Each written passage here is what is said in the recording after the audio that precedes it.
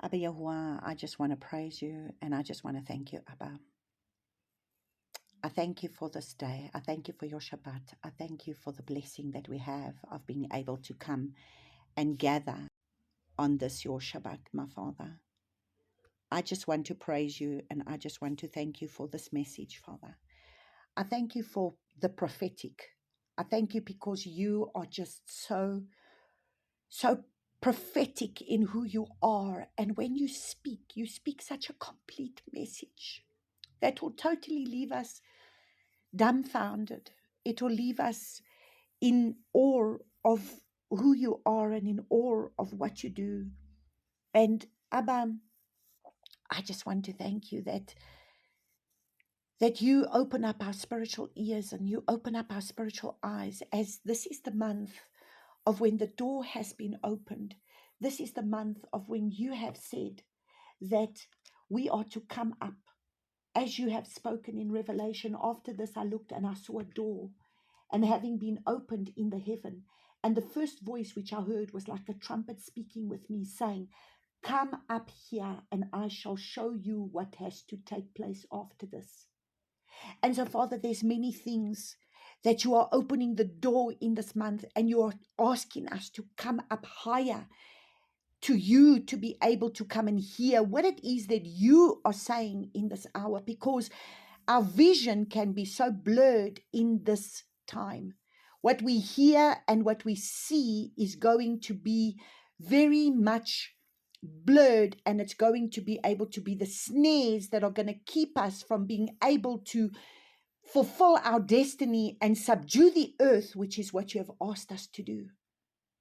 And right from the time that you took the Israelites out of the world, out of Egypt, they were to come and learn your ways. And you were the one that wanted to lead them and wanted to guide them and wanted to teach them. But unfortunately, they kept looking at the ways of the flesh. They kept looking at their flesh ways. And that is exactly what happened already when it came to the time of when you called Adam and Eve in the garden, just even before you created them, when you said, "Let us make man in our image. Let us form them and make them in our image so that they may subdue the earth." And that was already your plan from the beginning. Your plan from the beginning has always been that we were to be able to rule over the earth. And this is what you have said. You have said, and Yahuah created man in his image. And Yahuah created him, male and female, he created them. And Yahuah blessed them. And Yahuah said to them, "Be fruitful and increase. Fill the earth and subdue it. Rule over the fish of the sea, over the birds of the heavens, over all creeping creatures on the earth."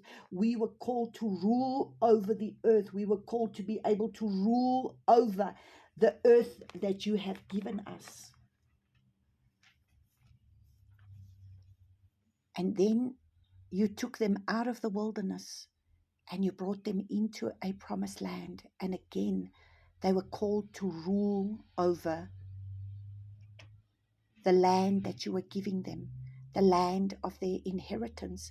But in order for them to be able to receive their inheritance, they had to master over it. They had to rule over it. They had to be able to conquer the enemies in the land.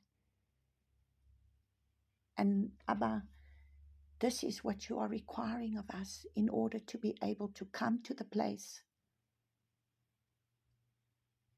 Because from the wilderness, in this month, in the 4th month that we are in, it is about us being able to receive your vision and not look at our own frailties and our own things of our flesh that keep us bound, that do not allow us to see, because we are still bound by so many things in our flesh. And because of that, we build our own golden calves in our lives, and we have many. And that is why you want us to fulfill your vision. You want us to fulfill your mission. And this is why this is a month of where a door is being opened, where we have had to come out of the grave as a Lazarus generation. But we need to remove the grave clothes in order for us to be able to walk in the destiny that's been put before us, in order for us to be able to walk in our promised inheritance. And so I thank you, Father, for this prophetic word that you have given in this day. I thank you, my Father, that to you be all glory, honor, and praise. I thank you, Father, that you will put the words in my mouth that I am to speak. I thank you, Father, that I will not speak anything of my own flesh, but that which you have given, that which you have revealed, and that which you are saying in this hour, so that we can be set free. Because this is the hour for us to be set free. And so, my Father, I praise and I thank you that you alone will be able to come and have your way. Speak to my mind and speak through my lips the very oracles that will come from your heart. Put a coal of fire upon my lips, Father, that this will come through with your authority and your power, Father, that is for your glory and for your honor. In Yeshua's name I pray this. Hallelujah. Praise Abba. So, beloveds, this prophetic word, like I have said, was given to me on Tuesday. And what is interesting is that this prophetic word was a number that was given to me on the 16th of June, 2026. Just as that night, we were going to enter into the new month. So we were in this transitioning out of the third month into the fourth month. And this was this number that I was given that came in a supernatural way as I was sitting in my husband's van, and I looked in a cubbyhole, and there was this 115 that was a number that he had bought at a scrapyard, because the number of the on his panel van, he's got a white panel van, and the number there used to be 115, but the one had been broken off and it was only 15 that was there. And so he removed that 15 because he wanted it to be able to be the full 115, because it's the model of whatever the car is. And now this caught my attention, and I sat there and I even took a photo of it because I wasn't allowed to have it, because it's needed for the car. But this intrigued me. What was the Father trying to say to me about this number 115?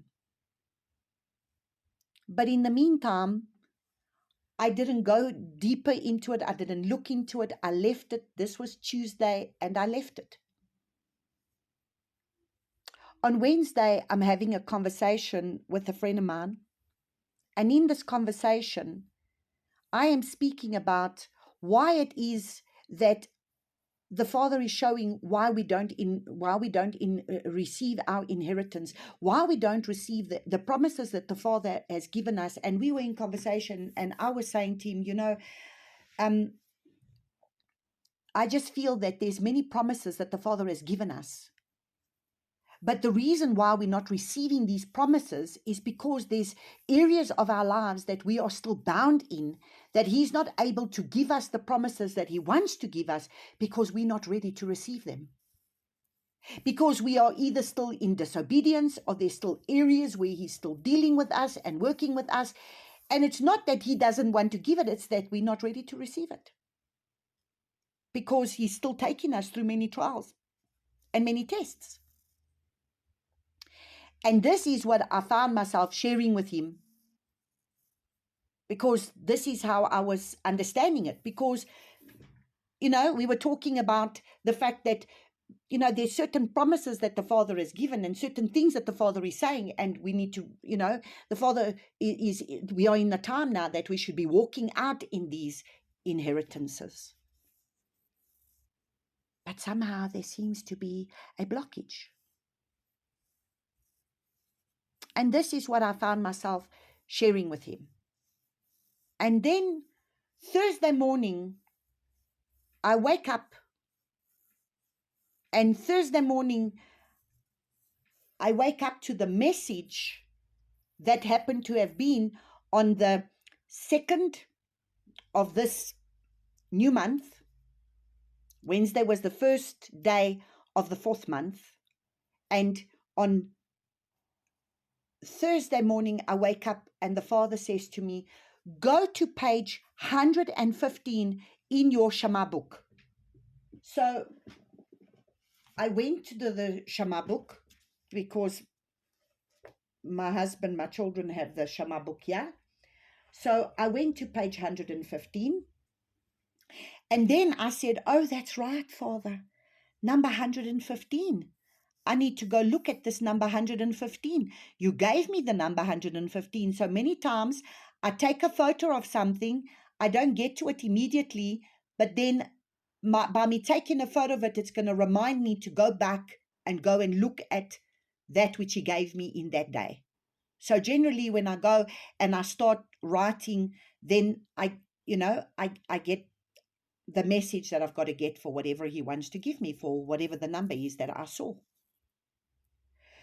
So this time, because I had not gone into it, he told me, go to the Shema book. And normally I don't look at page numbers in my Shema. I don't normally do that. I have my little Come Away My Beloved. I have another book, and those are the ones that travel with me, and those are the ones that I normally look at. But he specifically said page 115 in my Shema. And if you go look at it, it talks about Shiloh, which already should say a lot to us, because what happened in Shiloh? Shiloh was where the 12 tribes came together. Shiloh was where the 12 tribes were, and that's where the tabernacle was, but that's where many things happened, where the tribes eventually went through many things. This is where they started gathering together in being able to come and worship the Father in Shiloh. But then there came Ichabod, and the priesthood was taken away. And the tabernacle, the Ark of the Covenant, went into the hands of the Philistines. And when the priesthood came to an end, because the glory of the Father departed, because Eli died and his sons died, to come to an end of a priesthood. Now that was already something that we need to hold on to, because remembering that the Father is raising up a new priesthood, and everything that the Father has been doing since we were in Israel, he was doing a work. But this is talking about Joshua chapter 18 from verses 1 to 10. And in Joshua chapter 18 from verses 1 to 10, I'm going to read this portion that is here. I'm going to read this page so that we will be able to, from here, then pick up in the message. And it says, and the whole congregation of the Israelites assembled at Shiloh and set up the tent of meeting there, and the land was subdued before them. And there remained among the Israelites 7 tribes who had not yet divided their inheritance. Joshua asked the Israelites, how long will you be slack to go in and possess the land which Yahuah, Allah of your fathers, has given you? Provide 3 men from each tribe, and I will send them to go through the land and write a description of it according to their tribal inheritances. Then they shall return to me, and they shall divide it into 7 parts. Judah shall return in its territory to the south of the house of Joseph, shall remain in its territory on the north. You shall describe the land in 7 divisions and bring the description here to me, that I may cast lots for you here before Yahuah our Lord. But the Levites have no portion among you, for the priesthood of Yahuah is their inheritance. Gad and Reuben and half the tribe of Manasseh have received the inheritance east of the Jordan, which Moses, the servant of Yahuah, gave them. So the men arose and went, and Joshua charged them, saying, Go and walk through the land and describe it, and come again to me, and I will cast lots for you here before before Yahuah in Shiloh. And the men went and passed through the land and described it by cities in 7 portions in a book. And they came again to Joshua to the camp of Shiloh. Joshua cast lots for them in Shiloh before Yahuah, and there he divided the land to the Israelites, to each tribe his portion. So this was the first thing that was given. And so the question was, which were these 7 tribes? Because first it's talking about 7 tribes that did not have their inheritance demarcated for them. Who were the 7 tribes? So first of all, it's the 7 tribes. Then the message underneath this is a prophetic message, and this is what it says. I had an area in my life where I carried certain promises of an inheritance that the Father gave me. And I too, like the remaining 7 tribes of Israel, came before Abba and asked him why I haven't received the promise.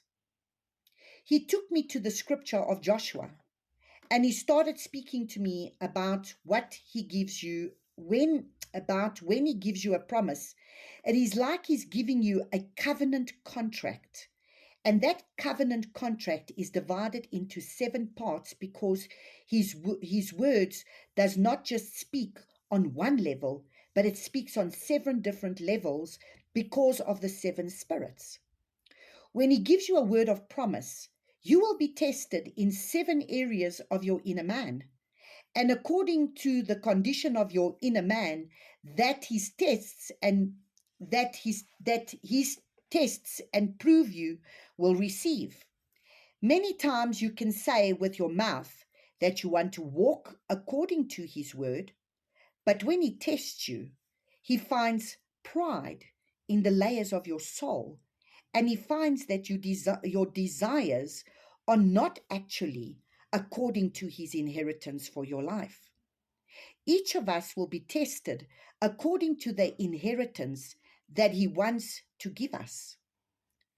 We can carry promises from him, but then end up making the wrong choices while you think you are waiting for the promise to be fulfilled, but you actually compromise because you are not willing to walk the road less traveled to endure until he leads you into it. So you see, beloveds, there is a road that is less traveled. There is a way that we're going to have to walk, and this is this thlipsis way. This is the way that's hard-pressed way. This is the way of obedience. But you see, we are the generation that wants to give me, but we don't want to give up anything. So we want him to give us everything, but we want to give up nothing. Yet at the end of the day, you got to give up in order to go up. You got to give up to him. You got to surrender to him and to his way. But you see, we want him to give us all the blessings. We want him to give us all the promises. But the thing that he gives you while you are in the outer court is going to kill you in the Holy of Holies, because you are being called to come into the Holy of Holies. That which you get away with in the outer court will kill you in the Holy of Holies, because you're not ready to handle it. And this is exactly the conversation that I was having with this friend of mine the night before, the day before. We were discussing this very issue. And this is exactly what the Father had been showing me. That he had been saying, my child, there's many inheritances, many people that I want to give them my promises. But if I give them out of the time, it's like, for example, take these people, someone was sharing with me, take these people that will, for example, play a lotto. And they are these poor people, never had money. And then they get given the lotto. They win the lotto. If they go do a study, this friend of mine, she works in government level, and she said she's done all these studies. And if you go and study these people, most of them, by the time after a few years, they don't have anything left. It's all gone. Why? Because there was no wisdom. Because it was easy come, easy go. And that is why there's many things that the Father wants to be able to give to us, but we're not ready to receive them. Why? Because we need to be tested. We are going to be tested in our level of obedience. So he says, because you are not willing to walk the road less traveled and endure until he leads you into it. Walking in his promises and his inheritance for your life is like committing to a contract with him on 7 different levels of your life.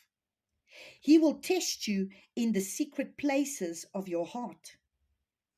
He will not look at your words, whether you say that you want to walk in his will. He will test your inner man, and it will be to each one according to what is in his heart. So you see, we can all worship him with our lips, and we can all say to him, oh yes, Father, I'm going to walk in your ways. I'm going to do all of this. And that's why I say, how much of the scripture are we willing to walk out when we are being tested? And we go through so many tests. That's one thing that I've realized from my walk with him. If there's something that he's done that I thank the Father for, is that he's made me understand my tests. Because I've asked him, I said, Father, let me know that this is a test. And believe me, I write tests every day. Every day I write tests. Some I pass and others I fail. And then I watch myself, I check myself, and I say, oh, Father, please forgive me. I've just failed this test. I knew that that was a test. Because why? Because I've become aware of the fact that my mind, my will, and my emotions need to be lined up to him. And yet I find myself being able to maybe get frustrated, maybe get angry, maybe get whatever it is. Maybe going into that place, woe is me. And this is the things that are there that we need to be able to understand, that that's in the inner man. We all have a heart to want to worship him. We all have a heart that desires to do what he wants. But there's many areas of our lives that are not submitted and surrendered to him. And so that's why he says, he will test your inner man, and it will be to each one according to what is in his heart. Shiloh is the place. Shiloh is the place from where the land was divided. And Shiloh means peace, tranquility, and is another word for shalom. Shalom. Shalom is the place where he meets those 7 levels of your inner man. You see, we don't need to be anxious for anything. We are to move out of a place of total peace and rest. Because when we move out of anxiousness, it's there that we will get into trouble. It's there that we birth our Ishmaels. It's there that we birth our golden calves. Because the children of Israel were not in a place of peace. When Moses went up the mountain and Moses wasn't coming down the mountain, they got anxious. And then they didn't want to wait anymore. And they were not ready to do any more waiting. And they had waited enough. And so they decided to take matters into their own hands. And how many times we do that? The Father wants to take us through the process of where, say, for example, there's a call in your life and this is what he's got to call you to do. But you want to run ahead of him and you want to raise yourself up before the time. And the Father has to allow us to go through all the tests and all those areas in our hearts. This is what I always say. Your character, your call might be up there, but the character is still not going to line up with the call. And until the character lines up with the call, we will stumble and fall. And this is what has happened to many of us. Because we have been so quick to want to fulfill what the Father's spoken over our lives that we're even willing to do it out of our own flesh. And then it just comes to bring heartache and pain in the end. And so that's why he says, Shalom is the place where he meets those 7 levels of your inner man and fills them so that you can walk in the promise. He calls many, but many. Listen to what he says. You see, that's why I always say, many are called, but few choose. Many are called, but few choose to follow him. And that's exactly what she's saying of here. He calls many, but many are not willing to enter into this covenant with him because they say they want to walk in his will, but they are not willing to lay down their lives in reality, and therefore they lose their inheritance. So you see, we have this idea that just because he spoke it, he's going to do it. No, you see, many are called, but few choose to be obedient enough to walk out his purposes and his plans. So now we are going to go a little bit deeper into this, because then I started praying and I said, okay, Father, start to speak to me about this number 115. Start to speak to me about the message that you have just spoken of here, because this was the message that he was already putting upon my lips, that was already coming out of my mouth on the day before, on the 17th of June. He was already speaking what was written there, without me having gone into this page. He had already showed me the exact same revelation as what he gave her. And then I said, okay, Father, now I need to understand, what is these 7 tribes? What is these 7 nations that they were supposed to have overcome? What was it that you required of them when they entered into the promised land? What was it that you were saying? Because if we are to walk out our inheritance, if we have come into our promised land, if we have now crossed the river Jordan and we are now coming into our promised land, not coming, we are now in our promised land, what are we supposed to expect? And we are in this very exciting time of this 4th month. And it's amazing. Today is the 4th of the 4th month. And that's when the Father said, you see, my child, even on this day is the day that I choose to bring this message. On the 4th of the 4th month is when he is going to bring the message, because there's a double door. There's a double door that needs to be opened in this day of what he wants to share with us, because he says, come up here. I want to reveal to you deeper things that you do not know. What is keeping you captive and bound? What is it that the enemy's got on you that is not allowing you to enter into your promised land? Or not to, no, you enter your promised land, but you're not getting your inheritance. So how many people have come into their promised land, but are not walking in their inheritance? So let's go first. So when we were online, and I was sharing this with the people on the group on Thursday night, and immediately they said, okay, but there were 7 nations that they were supposed to have subdued. There were 7 nations that they were told to conquer. So I said, okay, that's interesting. So there's 7 tribes, 7 nations. So I said, okay, Father, you need to be able to give me the bigger picture so that I may understand the fullness of what you're saying. So when we go to Deuteronomy chapter 7, And so let's go read from the beginning, because today we are going to understand what has been the Father's purpose and plan from the beginning has been to be able to have a people that are going to subdue the earth. So he started, as I read when I was praying, that he wanted a people to come and rule over the fish of the sea. He wanted us to rule over the earth. He has given us the earth so that we may subdue and rule. And now he's getting a people to come into the promised land, which they are going to have to rule. And this is the land that has been given to them, and they are supposed to conquer the land.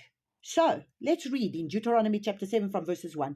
When Yahuah your Lord brings you into the land which you go to possess, he shall also clear away many nations before you. So let's look at the nations. The Hittites, the Girgashites, the Amorites, the Canaanites, the Perizzites, the Hivites, the Jebusites, 7 nations greater, mightier than you. So we've got to be able to understand that all along they were to understand that these nations would be greater than them. So they could never come back to the excuse of saying, well, you know what, I couldn't conquer them because they were greater than me. And we had more than one tribe that did say that. They didn't overcome because they were greater than them. But he had said, he shall also clear away many nations before you. Abba Yahuah is going to be the one to do it. And so let's continue to read. And he says, and when Yahuah your Lord gives them over to you, so he's going to give them over to you. So understand, for us to be able to enter into our promised land, we are going to have to conquer these things in our lives. And he will give it over to us because we will have the authority to be able to conquer that which will be in our lives. So, when Yahuah your Lord gives them over to you, you shall strike them and put them under the ban. So we are to be able to master and rule over your emotions, your mind, your will, the idols that we have in our lives, these strongholds that we've got there that we do not want to overcome. We have to rule over them. We are going to have to strike them. We are going to have to take authority over them and say, no. You know what? I've been down this road before. I know what you're trying to do. I'm not going to play into this now. We have to speak to ourselves, and we have to speak to those strong holds that have wanted to control us. So then he says, do not intermarry with them. You do not give your daughters to his son, and you do not take his daughters for your son. So there must be no union. What does a believer have to do with an unbeliever? What is the union that we have with being able to marry into this world system? We're going to go deep into this, beloveds. We're going to look. Father's going to give us the time that we need to be able to work through this. For he turns your son. So once we go into this world system, what starts happening to us once we go into this world system? So once we start going into this world system, look and see what happens. When we don't want to be able to walk out the Father's ways and the Father's will in the nation that we're going to come into. So whether you are in the nations, whether you're in the promised land, it doesn't matter. You are now in your land of your inheritance. You have received him and you are supposed to be walking in your inheritance. But now what do we do as a people that are his? Do we subject ourselves to the systems of the world, and we entertain ourselves with the things of the world that is starting to become our masters to rule over us? What do we submit to? So it says, you are not to intermarry with them. Then he says, for he turns your sons away from following me to serve other mighty ones, then the displeasure of Yahuah shall burn against you and promptly destroy you. So then you've got to understand why it is that we don't walk in the blessing, why it is that we are always struggling, why it is that we're always in a battle. Because why? We are married to this world system, some of us. Some of us still haven't come out of the world system and the idols of the world system, and we are not being obedient to him in what he wants. So, what does he say? But this is what you are to do to them. Break down their slaughter places, smash their pillars, cut down their asherim, burn their carved images with fire. For you are a set-apart people. You see, so what are we supposed to be becoming? You see, we just haven't understood the pattern. We have not understood the pattern from the time that we came out of the wilderness. You know, we first went and got saved, and we came out of Mitzrayim, and then we've gone through the whole pattern of what it means to be in the wilderness and what has he been revealing to us in the wilderness. Now we need to understand the pattern of when we go into the promised land, because this is what he's talking to them about, them going into the promised land. This is Deuteronomy. This is when Moses is sitting on Mount Nebo, and Moses is busy telling them, okay, you are about to enter into the promised land, and this is what you need to do. But this is what you are to do to them. Break down their slaughter places, smash their pillars, cut down their asherim, for you are a set-apart people to Yahuah, your Eluah. Yahuah, your Eluah, has chosen you to be a people for himself, a treasured possession above all the peoples on the face of the earth. Is that what people see when they see you? Are you a set-apart person that is set apart from the world? Or are you still mingled in with the world? Yahuah did not set his love on you, nor choose you because you were more numerous than any other peoples, for you were the least of all people. But because of Yahuah loving you, and because of him guarding the oath which he swore to your fathers, Yahuah has brought you out with a strong hand. He's brought you out with chazak. And this is the people that he's reading. He's raising up a people that are strong and courageous, that must take the land, and ransom you from the house of bondage, from the hand of the Pharaoh, sovereign of Mitzrayim, and you shall know that Yahuah, your Eluah, is Eluah, the trustworthy El, guarding covenant and loving commitment for 1,000 generations with those who love him and those who guard his commands. So, beloveds, if we're not even guarding his commands, and like I was told last week, Sunday, well, you only need two. You only need two commands. You don't need to do all the commands. You only need two. I said, really? No, we only got to love him and love our neighbor. I said, wow. So what does it mean for you to love him? To love him means you'll have no other idols before him. To love him means you will not take his name in vain. To love him means you will keep his Sabbath holy. That's what it means to love him. So the first 4 is pertaining to him, and the other 6 is pertaining to your neighbor. You will not commit adultery, you will not lie, you will not give false witness. All those others pertain to the neighbor. But now we want to throw away everything and say, well, we just have to love him. On whose terms? On your terms? I think he's already given us a foundation, and I think he gave us a foundation that we are supposed to have. And nowhere in this Bible did he say he came to take away. He came to enhance. He never came to take away anything. But you see, this is the lies and the deception that is in the church. Because why? Because they want to be married to the world. They want to be able to do what the world does. They want to fornicate with the world because they are lovers of the world. And they don't want to come into obedience in keeping the Father's way. And this is what we've got to understand. So now we are going to have a look at these 7 nations. So from Deuteronomy chapter 7, verse 1, it talks about these nations. But then we would think that, okay, but is that really what they still had to overcome that? So we've just read Deuteronomy chapter 7, verse 1. So now let's go to Judges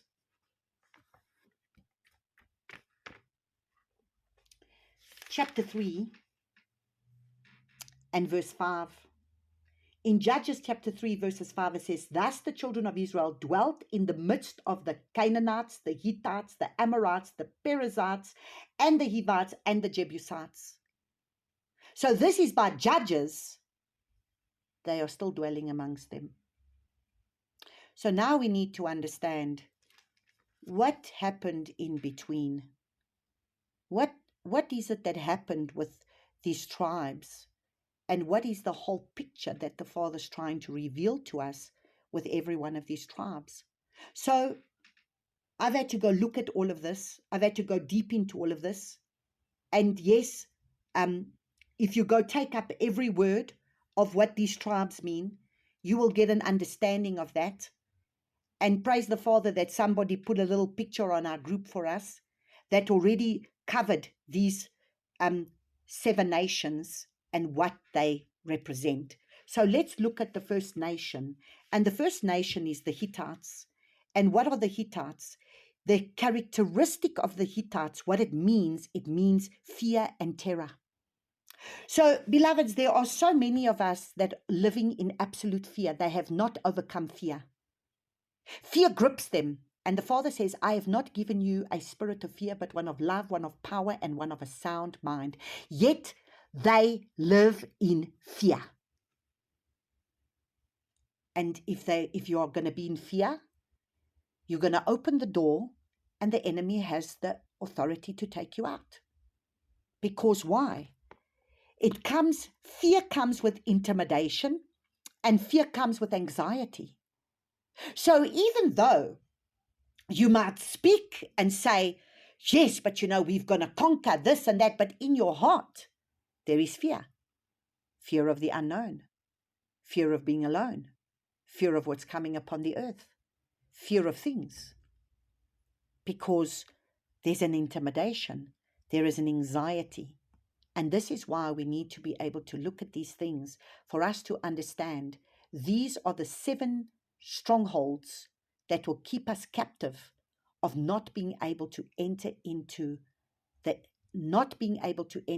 our promised land, or being in our promised land and not overcoming the things that are there to make us walk in the fullness of the promises that the Father has given us. Then you've got the Girgashites. The Girgashites are the ones that are the earthly dwelling. It's the clay soil.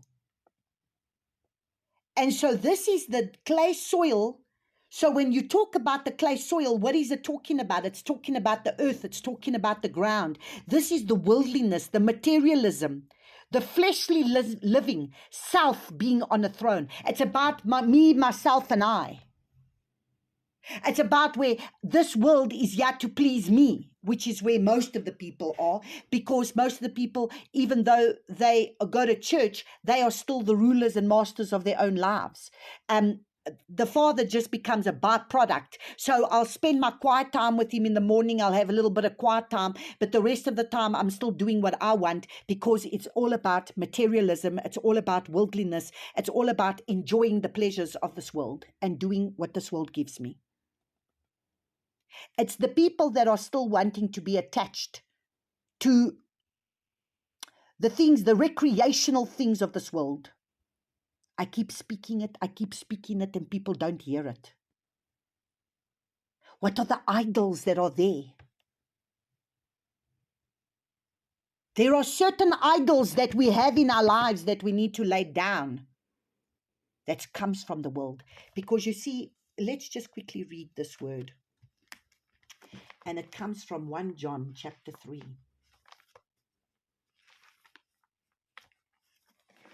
Let's go to 1 John chapter 3, as the Father is just reminding me of this word. 1 John chapter 3 from verses 2, not 3, verse 2. Do not love the world, nor that which is in the world. If anyone loves the world, the love of the Father is not in him. So how can we love the Father and love the things of this world the idols of this world. Sure, like right now, the whole world is sitting around all the idols of the sport of soccer because it's an idol. And look at what they do. They dress up for that idol. They perform for that idol.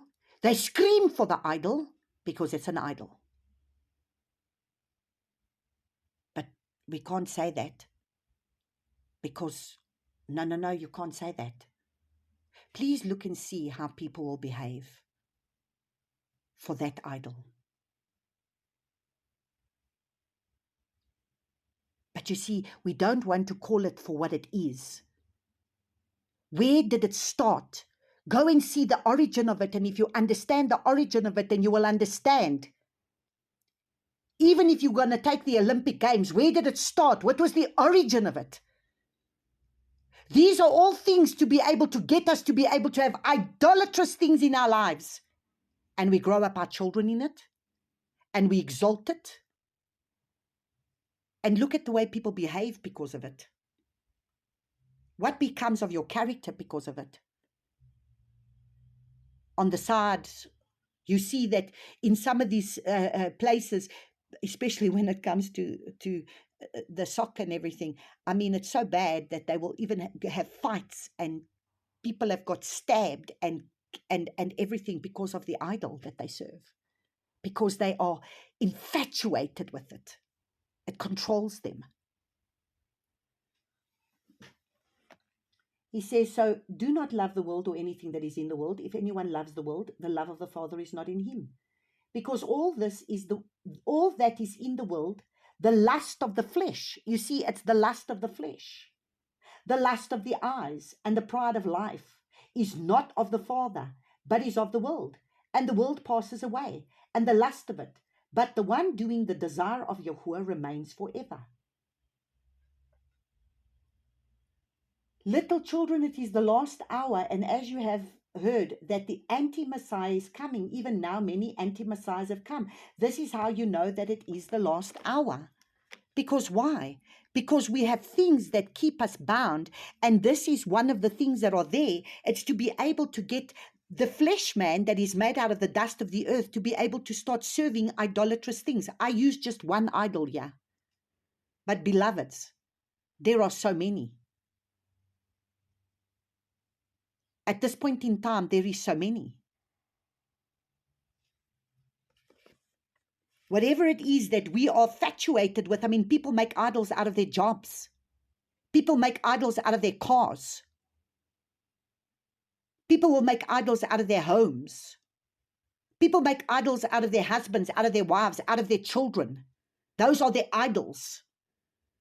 They lift them up because they become the idols that they serve. The only one that we are called to serve is our Abba Yahuah. Then you've got Amorites. Oh, the Amorites are the proud and the boastful. That's the meaning of the Amorites, proud and boastful. This is the pride, the arrogance, the self-exaltation. This is the pride. And we are going to look a little bit deeper into this one. Because at the end of the day, this is exactly what made Satan fall, was the pride. So you got to understand that this will be a very strong one in our lives. And sometimes that very pride that is in us gets us to be able to get offended, and so many things that pride will do in our lives. Because we are not able to humble. Then it's the Canaanites.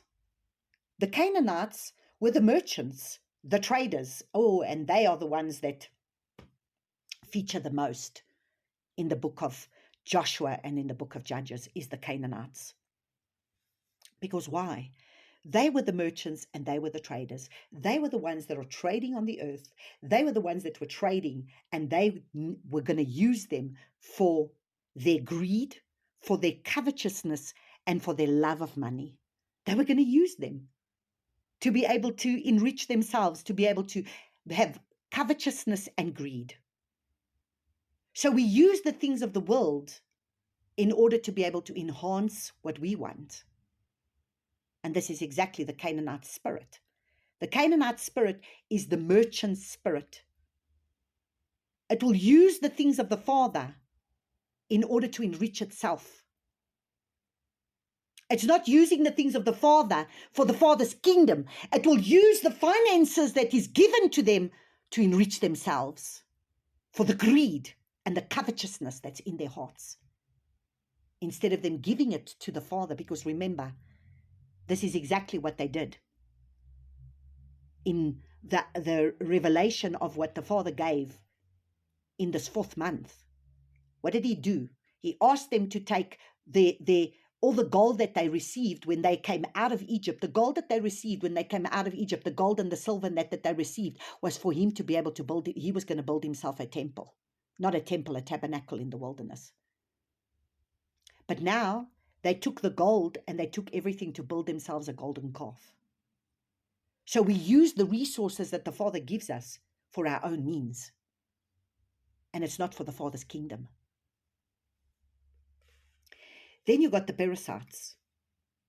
The Perizzites had unwalled villages. And this is those that have lack of boundaries. They compromise. They're vulnerable to sin because they don't put boundaries in their life. They don't know how to be able to stand by the word. They have unwalled villages. There's no protection. They are open. They have they got lack of boundaries. They compromise the word, and therefore they make themselves vulnerable to sin because they don't know how to put boundaries in. We have to have boundaries. This word is our boundary. If we're going to start moving the boundary, we're going to not do what it says. And then we're going to sin. And then we've got the Hivites. The Hivites is the deception.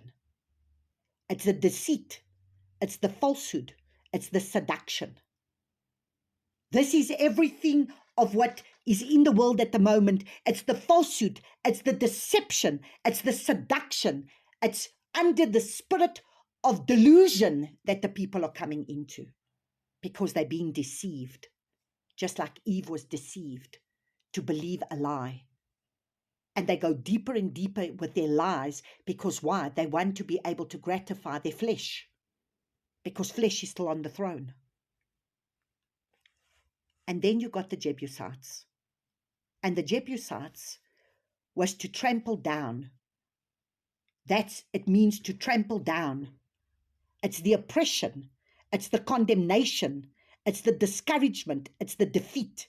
So when you are feeling oppressed and you're coming under this condemnation and you are discouraged and you feel defeated, then you must start taking authority over a Jebusite spirit that is wanting to come and control you. Because that is exactly what will come up against you. And so that was the Benjamites.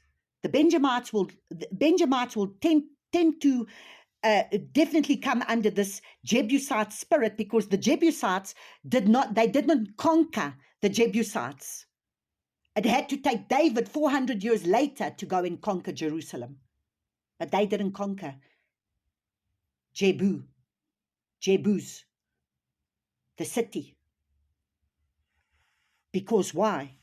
Because of that oppression, that condemnation, that discouragement, that defeat. Because Benjamin saw themselves as a little tribe and they just felt like they're not going to be able to conquer this strong fortress on the hill. And they never did conquer the Jebusites. So these are the characteristics that we're looking at in terms of the nations. So these are every one of those ites that we are to overcome. So when we talk about the ites, these are the ites. It's the ites of the Hittites. I'll put the little picture on the group so that then everybody can have this. But we've worked through it, and I'm going to stop here and then I will go into part 2.